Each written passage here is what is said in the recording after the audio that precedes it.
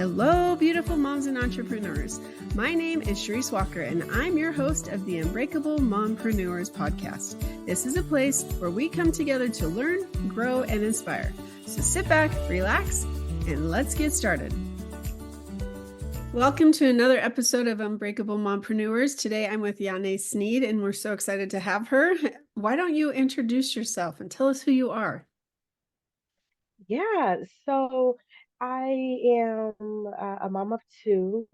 I came from an interesting background. So I start off with saying I'm a mom because it took a while for me to develop the confidence to actually continue on my life to be a mom. So I'm really grateful for that. So I start off by saying that.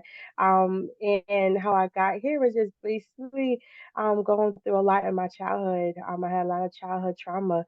My mom emotionally and mentally abused me, and my dad sexually abused me. I didn't really have a lot of friends. So, needless to say, I was a very aggressive child in my childhood. So, I had a lot of things going against me. And, I kept on trying to find my purpose and meaning through all the obstacles that I was going through, with, especially at school. I didn't really stay in school, one school for long. Is either I stayed there for a year and I transfer out, or the max I was staying to a school was 2 years. So I didn't really have friends. So it really put a lot on me to move through my life by myself, really lonely. So I was questioning my identity a lot. And when I got to high school, I went to this mentorship program where I started advocating for myself and finding a voice, building my confidence and self esteem up. To me, in return, start mentoring others that went through the same program. That's when I found my voice and my purpose. And I found it not through the happiness of helping others, but through the pain. I used my life experiences and the things that I've been through to help others. And that's where I started finding where I belong. I started finding my belonging, is what I say, into how I can make sense of what I've been through in my life. I was told by my stepdad that I wasn't going to amount to anything, graduate high school or college. Well, I graduated college with a bachelor's in social work with a 3.0. So I have done a lot to overcome most of my obstacles and naysayers and the ones that supposed to support me and love me and build me up. I told them wrong. I've been through a lot. So to have two daughters to come full circle, that I really wasn't going to make it sometime. I was thinking suicide a lot. So to have two daughters and can help them and give them what I didn't have. That's why I start off with to say that my mom, because it's full circle for me to give back in a way that I wasn't, and to see how I can foster and give back to the community in that way. Also, helping out with with my business, because it was a long road for me to get here. I wasn't even going to graduate college either. I was going to be a dropout. So to have that resilience and determination to keep moving forward means a lot, especially when I can share that with my kids. Yeah, no, I totally agree with you. You're the best example for your kids, and so congratulations. What do you think got you? Because obviously you endured things that most people could probably not even imagine, right? And having to deal with the pain, the guilt, the feelings, the emotions of all of that. And then for people, especially somebody you trust and love who gave birth to you, that um, it's not okay. And it wasn't your fault. And so how did you work through that to be able to then go and, as you said, graduate college? So it took me 7 years to speak up on what happened to Wow. me.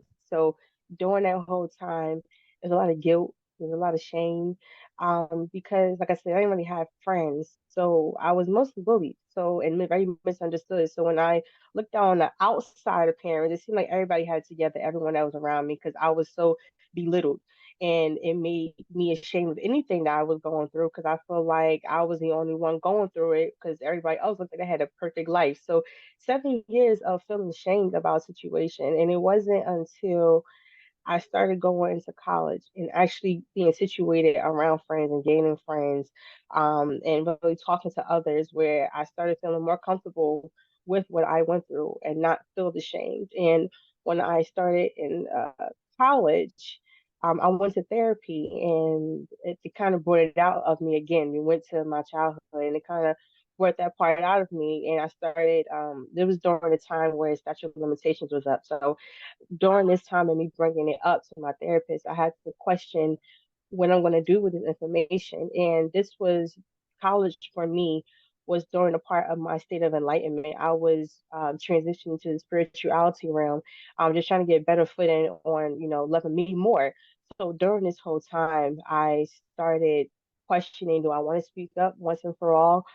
Do I want to let this go and let the time run out and still hold this, over my own head? So I eventually did it right on time, the 7 year mark. I eventually did it. I spoke up about it. It didn't turn out the way I envisioned it to turn out when it comes to family support. That was hard. I lost a lot of family members. And I say family members because I was born into connecting with these individuals. So they wasn't someone that had to fulfill being an auntie or uncle role. So they disowned me for the most part because of the me speaking up against their brother or their cousin. So I lost a lot of individuals like that, including a brother of mine disowned me. So it wasn't tough at all speaking up, but I felt for me that was the right thing to do, and I don't regret it at all. Nor should I'm you. at a stage where I'm at a stage where I personally say that I don't really believe in titles, because that whole experience proved to me that titles don't mean anything if you're not trying to fulfill that position with intent and love. And I didn't get that. So I don't really believe in titles, but I do have individuals or humans that I call them humans that are around me that I love and I call them family because of what family means to me. So I started developing my own crew. I didn't have to really dwell on those that I lost because if they was there for me for a reason, I strongly believe this wouldn't have, stopped it. So I had to believe that everything's going to be okay at the end of it all. Because it wasn't in the beginning, nor during, or the end of it, but it eventually got better. I still had individuals who was with me from the beginning there, so I had to really speak up and I had to be determined that it was going to be okay. And I also watched Law and Order SVU as well, how some of them that did speak up, how they regret it. I know that was TV, but part of me thought that was real. And I was like, I don't want to be one of those regret. I never regretted anything in my life. And I didn't see, you know, why now I would regret anything, especially when I know at the end it's for my benefit. Yeah, I agree. I mean, I've been in nothing like your situation, but I did have issues happen as a kid. And, you know, for me, I repressed it gratefully until later, which then it affected me. So I can't imagine having to deal with that. And I think, and then having family members or friends that were close to you that you lost because they're looking at you, a child who is totally innocent, and they're probably saying, "Oh, you're just trying to get attention, or you're mad at them, or," right? And yet the adult in the situation is the one that's being protected. It's just, I can't even go Yeah, there. It's another topic, but I'm yeah, sorry. I'm sorry that that's happened. However, you turned it into a positive because you're speaking out. And so you're able to reach people who are also probably feeling and have been through what you've been through. And so you've turned this negative into a positive. So I commend you. I think that's fantastic. yeah. And I want to say as well that because I spoke out, he did go behind bars. So Oh, good. it wasn't as if it wasn't for nothing. And even if it was, I still feel as though I spoke up for myself. No one was there to speak up for me, but I had the courage to do it and look him in the face and say that he did it. So even if he didn't, I still wouldn't regret it. But yeah, I did have a lot of family members that called me promiscuous. If I pursued this whole situation, so it was very negative. When it came to everyone supporting me or not supporting me, but I still won't regret it. I don't regret it. Well, and I think that that's the message that our listeners need to take is that you have to be true to yourself. And if you can look at yourself in the mirror and say, how would I feel if, because you might not have been his only victim, right? And so he might have continued to perpetuate and continue and continue. And so there's other people. So you stopped him, you took charge and you took control of your life. You didn't let, I think, would you agree that sometimes we are raised that we're supposed to be obedient? We're supposed to be compliant. We're supposed to, do these things that and give of ourselves, because that is good, right? It's good to give, but if you're giving so much that you're robbing from who your true self, then that's a problem. There's a line that you need to figure out. Yeah, I don't really like the word obedient because it just means do as I say. Exactly. And sometimes you do have to question a lot of what someone says, especially when you're trying to look for them for advice. Not everyone gives the best advice or the best wisdom, especially based on how they perceive the world, how they was raised in their doctrine. So we definitely have to question everything someone says to us, even if we feel as though they're the ones that we go to for advice. We still have a question everyone because everyone may not have the best. They have the best intentions, but it comes off not the best way. You know. And it's okay to not be obedient. That's my point, is Yeah, that it's it's okay okay. to It's speak up, okay. and you have to do Yeah. what's best for you, not, oh, I Yeah. don't want to hurt this person's feelings. Oh, I don't. No.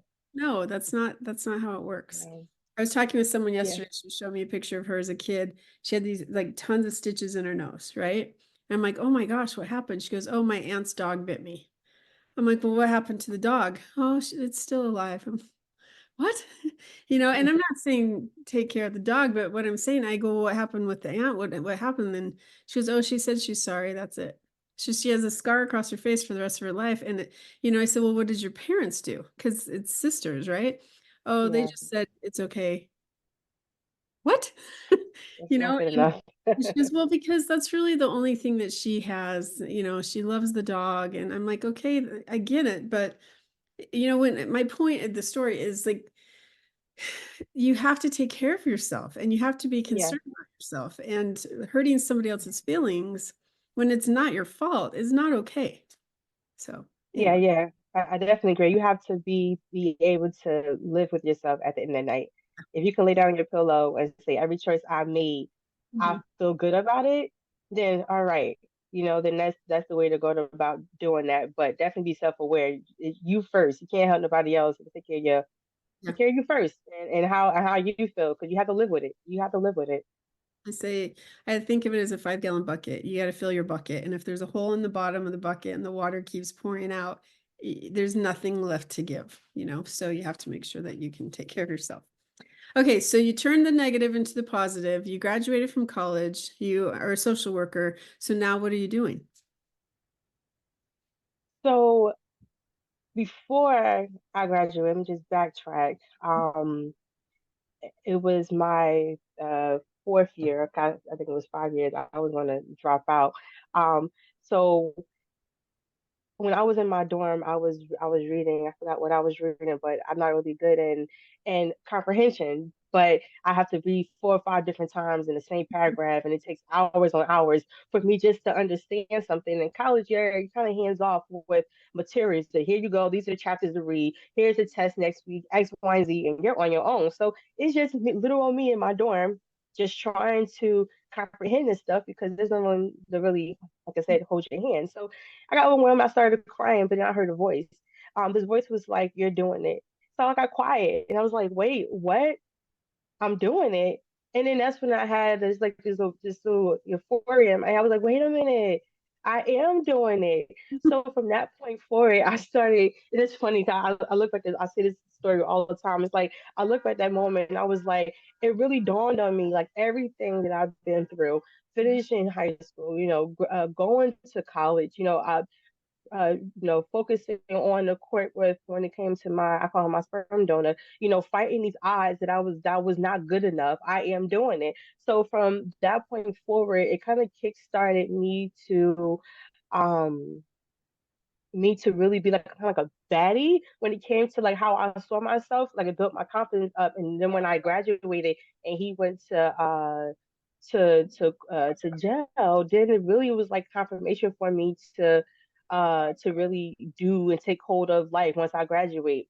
However, to answer your question, it wasn't that simple for me. I was still internally grappling with a lot of internal things that I didn't get out with therapy. Um, and I had to, although I knew I was doing it and I was getting those confidence up and boosting myself up, saying that I can do this and do that. Now it's really putting the money to the metal. You know what I mean? It's really now, okay, you believe it. Now all of a sudden you graduate. Now you what you're gonna do about it. I didn't have that foundation. my, mom, my mom only taught me up to graduate college. That's what my mom taught me up to. She gave me two options before I even started college. She was like, either you're going to go to the military, or you're going to go to college. So, Wow. during her time, it was graduate high school, get a degree, go to college. Now it's my time. She doesn't know anything up until college. So here is little me got to now only deal with what do I do now? You know what I mean? On top of dealing with my own Mhm. mental, issues that I had going on, the challenges I had going on. So after that, my degree served me to get a great job in my field in social work. But several of them up until I would say the pandemic happened. Um, I was doing well, and then my daughter came the same year, 2015. I was doing financially well, but internally, I was not. I'll be honest, it was still dark things that was still getting to me. I didn't really solve a lot of my childhood traumas. I'm just at the peak of getting closing one book with him going to jail. Here I got to do, with a child, a whole lot of loads with that. Um, Still had a lot of family issues going on because I am the first to get out of the hole of my family, the first to everything, really. The Congratulations. first great grandchild, the first to graduate college, the first to get a degree, like to really get out of everything. I'm the first of everything. So seeing me at my peak, it was great, but I didn't really know how to manage any of that. I didn't. I had the financials. I was doing it. Had my own place. Everything was great. First shot, everything was great, but I still had insecurities. I still had identity issues. Social work for me was not doing it for me. I didn't even know when I was in college. I didn't even know what to do a degree. Honestly, all I knew was I wanted to help people. That's all I knew. I knew from a young age because I went to this mentorship program. I knew talking to others about what they're going through and talking to them, let them know they have someone, have a friend that been through it too, and then they got to the other side. That's all I knew. I was good at was helping them through that. I didn't know anything about, life coaching, my business now. I didn't know anything about that. All I knew was the closest way to get to helping others is social work or psychology. I was like, I'd rather do social work. So it didn't feel right. I didn't find my purpose at all.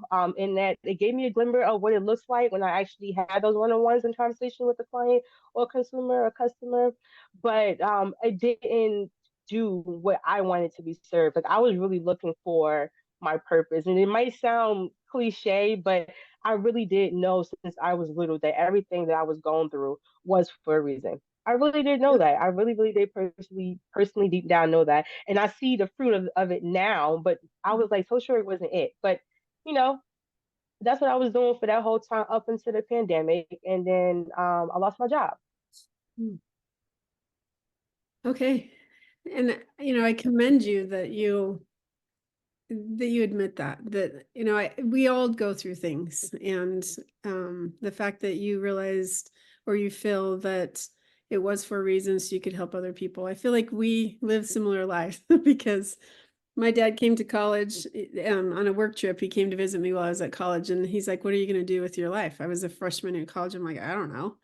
He literally, and this is, a long time ago. It wasn't where everything's digital now. So he got the school catalog. We ate we call it the Wilkinson Center. And he proceeded to go through each program that BYU offered, right? And he's like, okay, so does this sound interesting? And he'd literally read the description of the degree. And I'm like, no. He'd read the next one. No. And so he stuck to sociology. And I'm like, yes. And that was because I wanted to help people.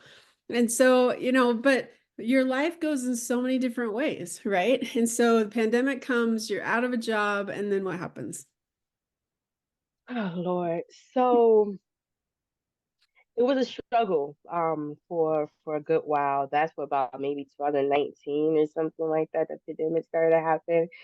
So it was a bit of a struggle for a good while. Um, yeah, so then I found out that I was pregnant. Lots of babies during that time. That's true. uh, I found out that I was pregnant, and I'm like, wow. what am I gonna do? What am I gonna do? I didn't know what I was gonna do. Honestly. Um, Pregnant, not working. It was a mess. It was a mess. And then fast forward to 2022. Um, I decided the top of the year, I was like, I got to do something to make a difference. I got to do something because I'm in this rut Mhm. and I'm not sure exactly how I'm gonna get out of this rut because I couldn't do a 9 to 5. Although I did them throughout whatever because my degree did serve me a purpose. But I I personally couldn't do that. Wasn't my passion doing 9 to 5. I really was really wanted to help. So 2022 happens, and I'm like, okay, how can I really do what I really wanted to do? So I was like, well, I see on Facebook and everybody just starting these businesses out of nowhere because of the pandemic. And so I got an idea. I was like, well, if everybody just starting these businesses up, let me just start one up and just see how it will work. It took a lot. I didn't realize how much it took to start this business up. So about trial and error, I finally got it to where it's at now, which is really great, which is a life coaching business. Um, but the beginning was pretty tough. Because I'm trying to get the business up and running and have a child without really having that much financial security. So it was pretty crazy during that time. But I look back at that time now and I'm like, I wouldn't change it because I learned so much. It was heavy. Let me not say it was light and it was fluffy. It was heavy. I had really barely no any money. Another child come in and I lost my job because of the pandemic. It was heavy, okay, but I do not regret it at all. I don't regret it all because I learned so much. I learned what not to do. Now that the pandemic ends and there's finances coming in and everything, I know now the second time around because I did have to stop it for a while. Kind of, you need money to keep your business flow, but now that it's up and running now, what I knew when I was going through the trial and error during that time built me to be now a better entrepreneur. And that is a great thing now, especially when I can look back on it and say, I learned a lot, but it was tough. Okay, so give me two lessons you've learned that, starting out. What are two things that you're like, oh, I wish I would have known that now, or I'm When it glad I comes to did. the business, What? when it comes to the business, Yep. the first part is know your target audience. That is your first part. I came in, like I said, with the idea I am just going to help. Like that's all I came in with. But knowing your target audience, and the reason why I say you know your target audience because you have to advertise to a specific group of individuals. You can't go into like a McDonald's and they serve oxtails and fried chicken. Like there's a certain menu that they will attract McDonald's attract, and well, the audience McDonald's attract versus going to Burger King. So when you advertise, knowing who you advertise towards is very important. So target audience is very important. And then also consistency. Not consistency just I'm just gonna put out a video and I'm gonna put out something or I'm just gonna meet this client this morning, not really have effort. No, intentional consistency as well, because that's what they're gonna be relying on. And I found that to be very important.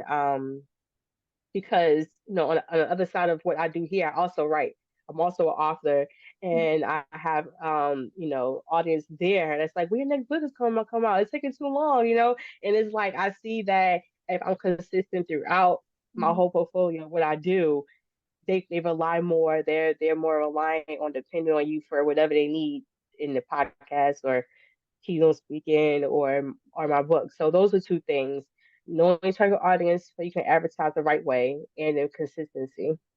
I agree with that because, you're here, you're in the mall, it's a busy mall, and you're like, hey, you, who's going to turn around? Really? But if they say, Exactly. Donnie, you're going to turn around, right? Yeah. You have to think of yourself Exactly. as a business owner where you're in the crowded audience or crowded mall, which they're not crowded anymore, but just go with it. And Yeah. you got to call somebody by name because that's your niche or your Yeah. avatar. And, I've heard Yeah. some people, we talk about how you have to give that person a name, right? So sometimes they'll even Yeah. have it posted up on the wall. This is Sally Sue, and Sally Sue likes XYZ Yeah. WP, and this is how she dresses. This is what she does, on her off time. So you Yeah. really have to know who your audience is. I love that. And I totally agree with you on that. Okay. Well, anything that you would like to share with us? Yeah, so like I said, I have a podcast coming out next month sometime. By the end of the month, hopefully by May, it's gonna be coming out. Definitely by May, it's gonna be coming out. It's called Relentless Phoenix Podcast. It's after my business, Relentless Phoenix.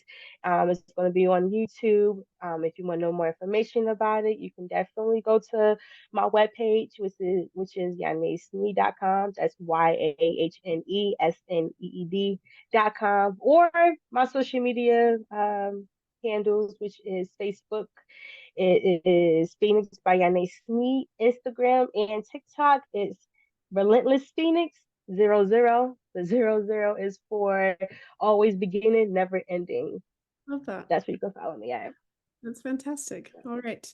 Okay, one last question. If you're on the park bench with your 18-year-old self, which wasn't too long ago, I know, but what advice would you give your younger Yahne? Oh Lord, 18. Usually I get the question, well, to my 5-year-old, but the 18-year-old, my God. Whew, my gosh. This is the start of high school going into college. I was struggling a lot, still trying to find my way. My 18-year-old self, I'm gonna have to give my 18-year-old self a hug first. Mhm. um, Pat her on her back real quick. Let her know that she's strong, first off, and let her know that she's smart and that she don't need the outside world to fulfill the void she felt every day. And I would definitely let her know that every power that she's looking for to build herself up is within herself, and she's gonna make it. And she just gotta keep pushing and fighting. That's fantastic. Gives me Yeah. goosebumps. All right. Well, thank you so much. I really appreciate it. You are inspiring, and I commend you for what you've been able to do, because some people they become a victim to circumstance instead of a victor, and you've definitely become a victor and a champion. Yeah. So congratulations. I'm excited to see what future things will happen for you as well. So if Thank you'd you. I like appreciate it. further information about Yahne, we will have the details posted in the links below. So thank you so much for being on, and have a fantastic day. Thank you.